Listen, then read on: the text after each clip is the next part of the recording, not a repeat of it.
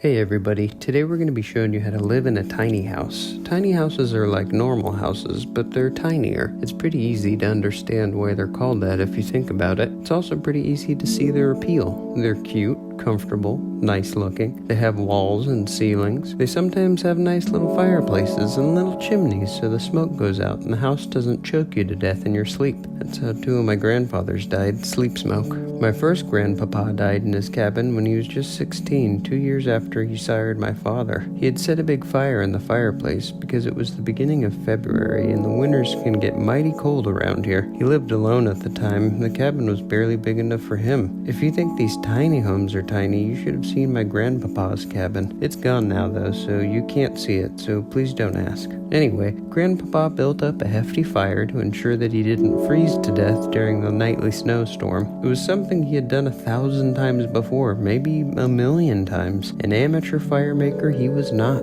He had learned the craft of building a safe, long-lasting fire when he was a boy, which he was at that time because, like I said, he was 16. He only had 2 children. How old could he have been? It wasn't his fault that he died from smoke poisoning in his sleep that night. No, sir. He was a professional. It was the fault of a greasy night weasel. That's what we call raccoons around here. Night weasels. The way I've always heard the story told is that Grandpapa built up a big fire in his little shack, finished his plate of beans, said his prayers, and then curled up and went to sleep. It couldn't have been long after he dozed off that the night weasel came a-wandering in from the cold and sought refuge in Grandpapa's handcrafted fireplace flue. It got itself all wedged up in there to try to escape the bitter cold and couldn't wriggle loose, so it died from smoke poisoning, and then its carcass, having blocked the one exit for the smoke from the fireplace, started pouring into Grandpapa's shed house, and being the heavy sleeper he was, he did not wake up until he was dead. They found him in spring after the thaw, and they said he was as dry and smoked as a sheet of beef jerky. I've never had beef jerky myself. I've never been able to afford beef, but I've had a plethora of other smoked, dried, and cured meats in my day, and if my old granddad looked anything like the armadillo jerky I've made, well, then it must have been a sorry sight indeed. Now my other grandpapa, Grandfather Newhouse, he also succumbed to smoke poisoning, but his is a much different story that I don't have the stomach to retell just yet, as I recently finished a meal of eggs and they're not sitting quite right in my old gut box, and the details of Grandfather Newhouse's demise are so graphic and gruesome that I worry speaking them aloud could cause me to have a case of the vomits. I hope you'll forgive me. Anyway,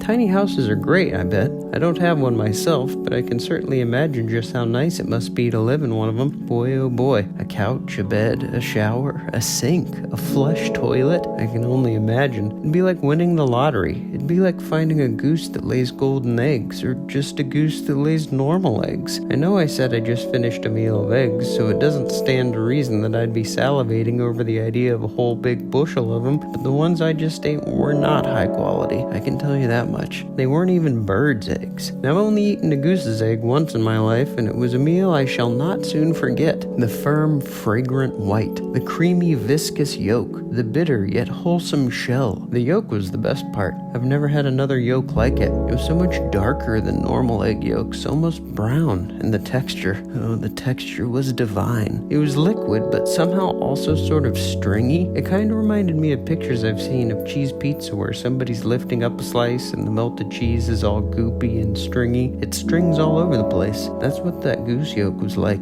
Liquid, but you also had to chew it. So good. But I guess getting to live inside a tiny house like this would be even better than getting to have my own goose who'd feed me its eggs each day. Since I'm daydreaming and fantasizing, why not just imagine having both? Maybe that's a bit too much to ask for. An unleaking roof over my head and a belly full of a goose's eggs. I'd really be happy with either of them. I'd probably be happier with the tiny house if I had to pick between the two. I'd hate to have to choose though. I mean, if I were in a situation where somebody was offering me an egg-producing goose or a tiny house, that'd be a tough time. I'm pretty sure I'd pick the house, but I'd hate to have to say it in front of the goose. You can break a goose's heart by doing something like that. I've seen it done. The goose wasn't ever the same after it had its heart all busted up.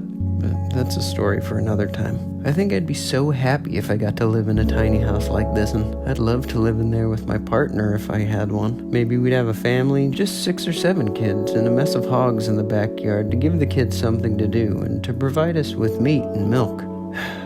That would sure be something. Even the bad times wouldn't be so bad if I weren't alone. If I had a family, I mean. I know that there'd be arguments and disagreements and near constant screaming and worry that my partner would be cheating on me with somebody better looking and smarter and thicker and uncut. But I think I could deal with all that. And the nice moments would help wash away the bad moments, I think. Sitting in the hog pen and watching the sunset surrounded by my little ones. 6 boys and 1 girl if I had it my way. My daughter would be the oldest by 12 years. We'd plan it that way so we could learn how to raise a child with her. Test out the parenting techniques and figuring out how often you've got to feed a child, that kind of stuff. Then, once we had it all figured out and she was 11, we'd start pumping out babies until we had 6 more. My daughter, whose name would absolutely be Granoliana, would act as a mother to the 6 younger children. I'm sure by that point I'd be sick of raising kids, so it'd be her job to do it. She'd teach them and feed them and wipe them and comb them and whatever else kids need having done to their bodies to make sure that they keep working. What a life that would be.